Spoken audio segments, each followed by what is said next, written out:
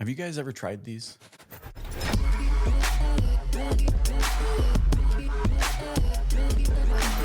This is Auto Collabs.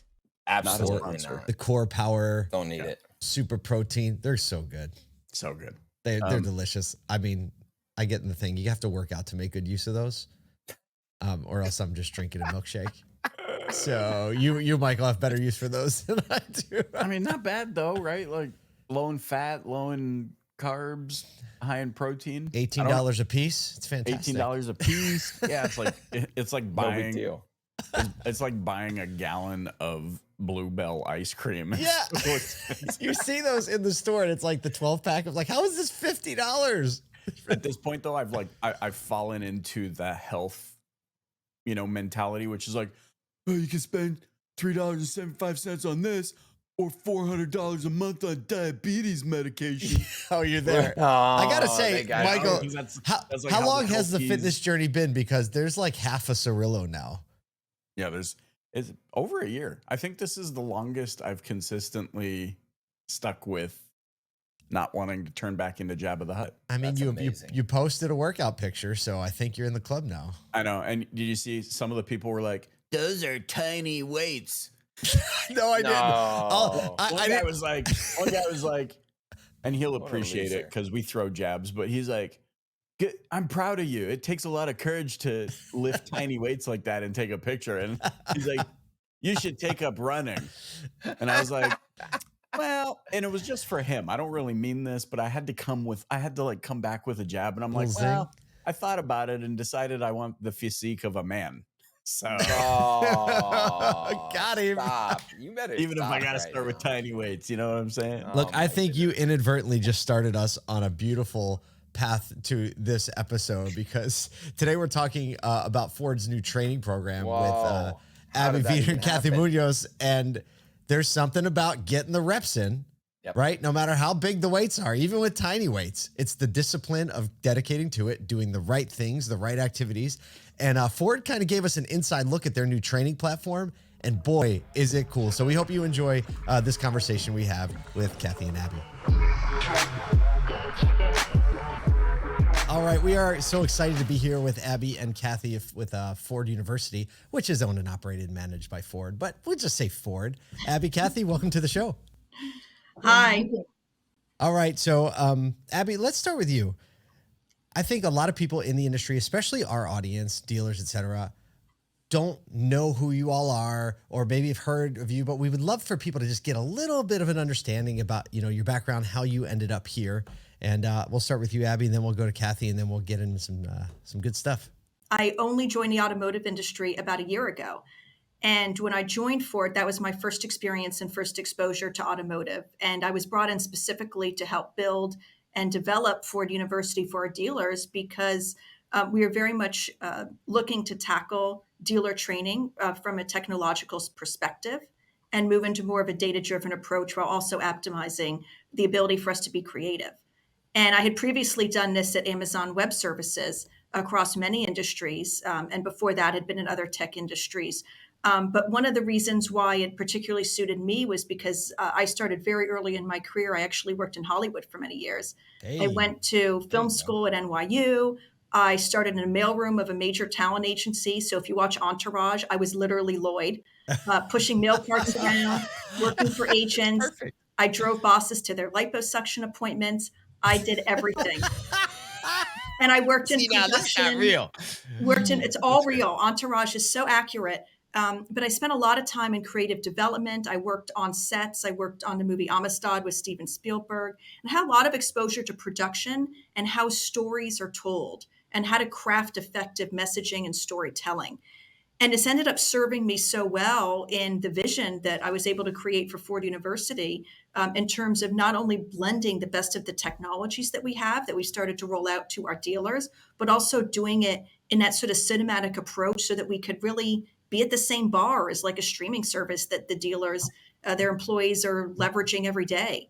So we're looking to really fit into their lives and bring content that they want to see, that they're expecting at a certain production value, but doing it in a way where we're also able to measure the impact so that we can provide them and best meet their needs. All right, I love it. So far, we've got film school, NYU, liposuction, Amazon Web Services.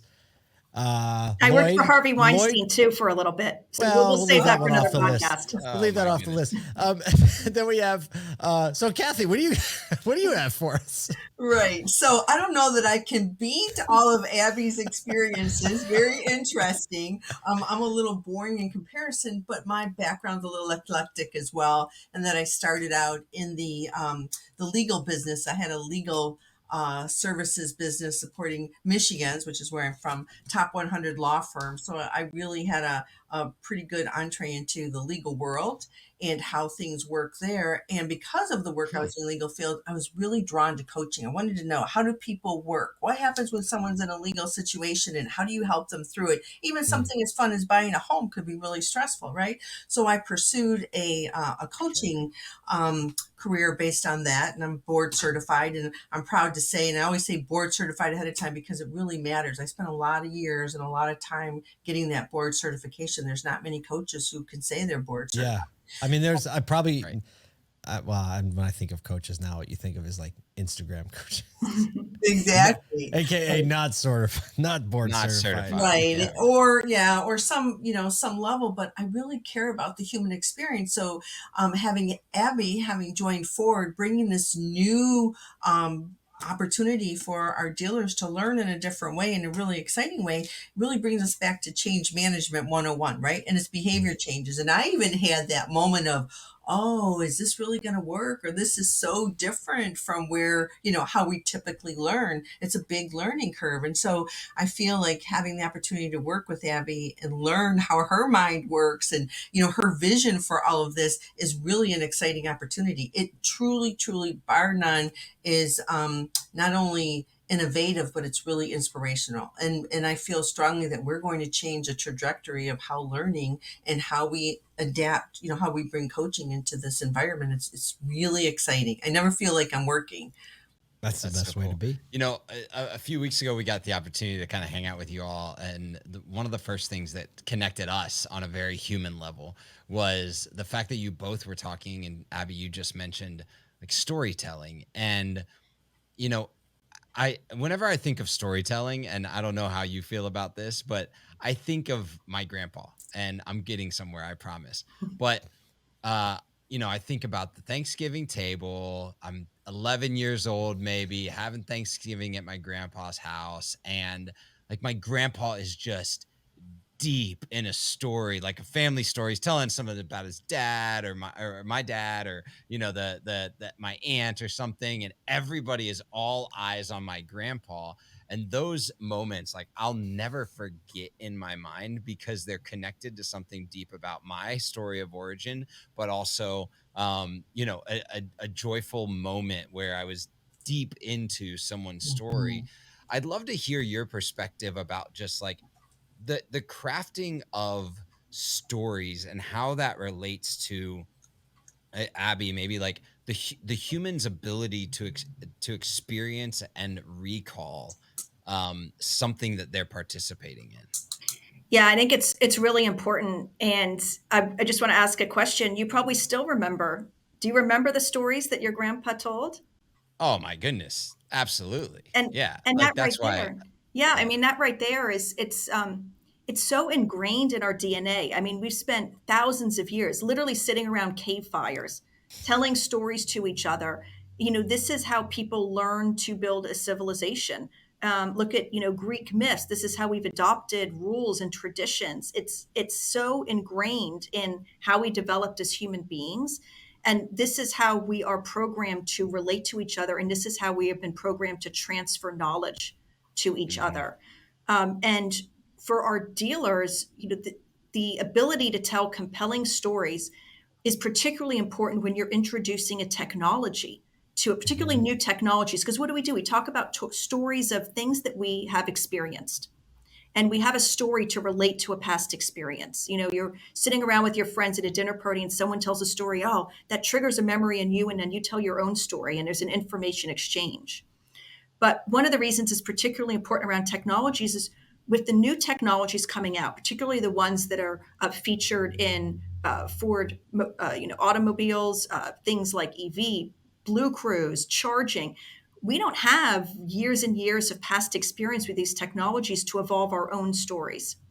So when somebody is looking to convince, Yeah, it's like you don't have the you don't have the memory of your dad or your mom no, on the road trip stopping, being Finding the mad at the charger. 89 versus the 99 cents, swiping their card or having to go in to pay the gas and teaching you how to not overpump and overfill. Like those stories of origin in your own psyche are not they're not there. there. None of us, like, we didn't grow up going on first dates in an electric vehicle. Like, we don't have Right. these associations. They do not exist. And we Wow. saw this very much at AWS, at Amazon Web Services as well, where these people expected to go out and have these robust, detailed technological conversations with customers who had no prior experience with cloud technologies or AI technologies. It's all new. Yep. And in order to get to that point, we are well positioned and privileged through Ford University to have the tools to enable not only for us to help people get those stories, but also have the ability for them to, through the work that Kathy and her team are doing and leveraging for example, the AI coaching component of it, to help them understand how to orate and tell those stories themselves in a way where they could also then work and weave in some of their own personal experiences as they start to learn and play with the technologies and help them become more sophisticated in that. They can tell a story about a vehicle, some sort of, wheel structures or something that's been consistent for decades very easily. But for things that are technology integrated, the solutions, the software, and the services, that's where we really have to provide an extra level of support in order to enable that storytelling. It's not something we can expect to be intuitive. Without a doubt. So, I think when we're talking about it this way, it kind of runs contrary to everything or the majority of images conjured up in anyone who's been through an OEM training's mind. Preach. Right? It's like we think cheesy role playing. We think, you know what I mean? Just like this person has never actually done that before. So what are some of the cool things that you're leveraging going into it? Like how is what you're working on going to contrast? Because what you're working on is going to be rolled out to Ford and Lincoln dealers, correct? Mm-hmm. And so like how did you take all of that legacy baggage, I'll call it, and set it aside, and what is the new experience? Like, what are the best experiences that people are going to expect? Abby, before you answer that, because I know Abby's going to have a great answer to it, I just wanted to put it in context a little bit about building on that storytelling or the difference between the boring role play that you're talking about. So the work that I'm doing around missions is actually a role play experience where you can record yourself. And we use the example of BlueCruise, for example. BlueCruise is really cool. It's really exciting. And it's also new technology, right? And so the typical way to describe BlueCruise is something like it's on 97% of highways and it's hands-free. And, you can take your eyes off the road, but you have to make sure you keep your eyes on the road or the system's going to, let you know that you need to pay attention, all that good stuff. That's important. Safety features, things that we need to talk about. But through the role plays that we're looking to create under Abby's direction and guidance is really about that storytelling mechanism. So instead of saying all of those things in that manner, very perfunctory, here's blah, blah, it's more about talking with your customer. So if I'm in Michigan and I'm selling the vehicle, I'm going to say something like BlueCruise is really cool. It's on 97% of highways. In fact, if you hopped on 96, which is one of our big interstates, and drove, 4 hours in your electric vehicle to Traverse City, or 3.5 hours, whatever it is, you can get there using BlueCruise all of the way. Oh, and by the way, you won't need to charge because yeah. So it's like bringing the experience of helping people think about how their vehicle supports their lifestyle versus, you get in your vehicle, you turn it on, you drive from point A to B, go to work, go to play, and you're done. It's really about bringing that experience to life and making it sticky. Because you'll remember that. You'll remember that I can drive from here to there and have a great experience somewhere. You must have seen some Apple versus Microsoft comparison commercials sometime in your life, right? Hi, I'm a Mac. I'm a PC. And it's interesting, Kathy, as you're your bent is toward this coaching perspective, right? Coaching is a very interpersonal experience historically, right? It's like, how do I, as a mentor or coach, impart wisdom on you over time in order to see you better yourself? So many things moving digital, including training. I took digital training when I was in 2009 when I started in the car business, right? It's not like it's brand new, but it's taking over. How do we maintain a feeling of interpersonal coaching through the digital coaching mechanism? Like, how are you translating that feeling in something that you've historically done it personally into the mechanism of digital? Yeah, I think as humans, we always want that level of connection, to something bigger than ourselves, and we want to be growing. And in this AI perspective of how we're going to use coaching, it's really about that growth mindset. As long as you're helping your learner understand that by doing things a certain way and by building on your skill set and feeling confident and comfortable about what you're doing, you're going to have that growth mindset. I see myself growing. So when we're thinking about AI, it's not a relegation of, okay, we're going to let the AI coach tell you all the things that need to do. It's more self-reflective. We're going to use the AI coaching platform to help you self-reflect, to help you say, yeah, be really honest with yourself, to say, yeah, I'm really good at that, but maybe I need a little help there, or maybe I really suck, or I'm just not comfortable. So that the conversations you can have with your manager, who should also have a coaching component in the physical sense of how they're working with you, can actually say, well, you need to really overcome this because you're really good at that, even though you feel this way, or here's the things that you can do to make yourself better. But it's really having that growth mindset. And I think in any scenario, whether it's live, in person, or virtual, or through AI, as long as the learner feels like they are making inroads, they are doing something that values their time and investing in themselves, and they're actually seeing it play out in a sales or in a customer experience or in a memory, we're good. And to add to that, I think one of the key components of the way Ford University will be leveraging that AI as well is it provides that abundant opportunity for the employee to practice. They can just practice with this AI. They could do it as many times as they want. It's in a safe space. What do you mean when you say practice? You could use the AI coach anytime you want, and you could do it over and over again, but no one sees your AI feedback but you. So you're able to consume and react to it in real time in the privacy of your own space. It'll tell you used too many ums. You didn't use the keywords. You used this keyword too many times. It provides sort of this really robust, comprehensive feedback, just like a coach would. But with a live coach, you could meet with them once, but twice, maybe a few times a year. Whereas the AI coach is literally it's 24/7. And there's also like that anxiety, right? Yeah. Performance things around, like when there's a person there, or if you're doing it in front of the class, and that just makes, probably 80% of people be like, oh my gosh, please don't pick me. Please don't pick me. Please don't pick me. Right. It's uncomfortable. It's right. And it sets you up to not be thinking about the things that you need to be thinking about, which is like just being in the flow and getting it right. Like so often when people are out of that environment, they actually perform a lot better. And then to be able to work on the nuances and probably get a lot of positive affirmation from the coach as well, I'm assuming, right? It's not just going to tell you what you're doing wrong. It's going to tell you what you're doing right. It absolutely highlights the things you're doing right. But one of the side benefits of that regular practice is every time you are having that conversation, and it's a one-way role play. There's also two-way role play capability as well, where you're interacting with someone on the other side, the AI person.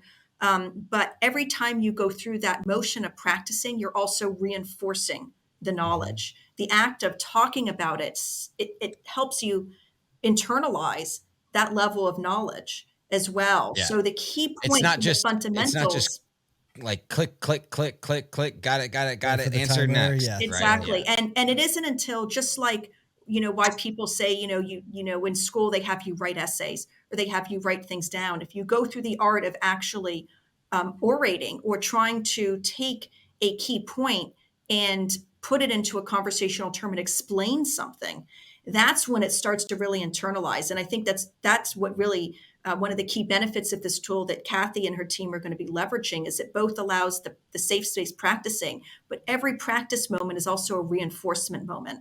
And the more the employee is able to reinforce and they're able to document their understanding of that knowledge, we don't need to give them so much training. We can reduce the amount of training that they need to take overall because we know that they understand it and they've internalized it. We don't need to keep putting more training hours onto them. That's huge for people that are doing it well and demonstrate a command of the material and the processes. There's nothing more demotivating than making you do it again. Do the thing over. Exactly. We're kind of getting close to time here, but I would love to know which area, Kathy asked this one, which area do you think is going to see the earliest improvement? Which area of the training or area of the store or area of the process do you think is going to see the quickest jump in improvement? As much as I'd like to say the AI coaching part is going to take off, I think it's going to take a little bit of time to get used to. I really feel strongly that this whole concept of learning from a cinematic perspective of watching a video and having it sticky and reducing the amount of seat time is probably going to be the most that takes off. Because what area, but like what area, sales, service, like where do you feel like it's really strong right now? And like once you get the cinematic and even accompanied with the AI coaching, what area do you think is going to benefit from this? Like area of the store. Area of a store? Yeah. Like what area of a store is going to see the I would say sales. And we're starting out that way. We're really going to lean into the other thing that Abby hasn't been able to talk about yet. And I hope you have a few minutes, Abby, is to talk about that back end of the platform, which is the reporting functionality that tells you where a learner is on their journey and how that learning transfers to sales enablement. So I think that's what we're going to see and why I talked about sales. Abby, did you want to talk about that part of it? Yeah, we do have some capabilities that we're piloting that are going to allow us to be able to look at the impact inside the store, not just from a skills and training perspective, but actual engagement with the customers and the impact to the store itself from a business perspective, and making sure that the dealers are armed with that information so that they can continue the learning, but also understand, the investment in their time and the benefit that they're getting from this, teach, show, practice, and reinforcement model that we're looking to introduce, that it is worth their time and it will have an impact. And the individuals who really lean into it, they're going to go places they haven't gone before.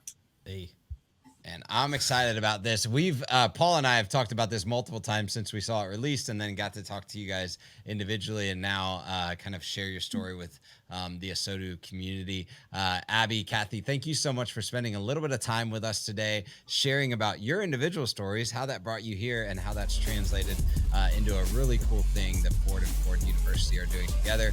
Thank you so much for joining us today on Auto Collabs. The thing that enamors me here is that an OEM is considering the story narrative in training. And it's not just like click, click, click. Do you understand the details of this car? It's like there's actually a narrative, because the reality is, and as I'm listening to them chat, when I was working at the stores, that's very core to the actual training profile of working with a customer. And so it actually, what happens is it actually starts to get more analogous with the way that a dealer trains someone to consider the story of the consumer in their presentation, in the walk around, in the fact finding. It's like, actually consider the story of the person on the other side. And so then if you wrap that with the story of the vehicle or the brand and kind of pull those two things together, I think this is actually going to be something that makes it feel more integrated with the way that we actually do business in the retail environment. It definitely is. Michael, did you ever go through a dealership training platform for anything? Yeah, they're pretty stale. Yeah. I think that's very generous of you. That's generous. My daughter just took, my 15-year-old daughter just took her boater safety course, right? So now you don't have to go in and do it. At New York State, you have to do it to like operate a jet ski or drive a boat. And so she took it, and literally it was just stories. And really? I was surprised because I took it like 3 years ago, And it wasn't just stories. It was like, welcome to the motor safety course. No, and she crushed it. And she like, blew right through it, aced the test. And I think that's just indicative of how people learn. Excited to see Ford jump on board with this. I bet the training programs are nothing like the way they are in Canada. Because in Canada, they all end in "you will die." Yeah. Sorry. You will die. So you want to learn to ride a motorcycle? You'll probably die. Sorry. Oh, Right. yeah. You put your feet up on the dash while you're on a long road trip. They could blast through your face. You're like, do I even want to do anything? No, I'm going to stay inside. Thank you very much. Thank you very much. Exactly. Oh, well, thank you for joining us today. We hope if you're a Ford dealer, you're going to get the benefit of this training very, very soon. So we're excited to see how that goes. Also excited to see how this is adopted further throughout the industry, not just on the dealer side, but on the industry partner side as well. Developing people is obviously an incredibly important part of where we're going as an industry, especially with all the AI and stuff. Investing in your people is kind of like at the heart of what we do. So thanks again on behalf of Kyle Mountsier, Michael Cirillo, and myself. Thanks for joining us again on Auto Collapse.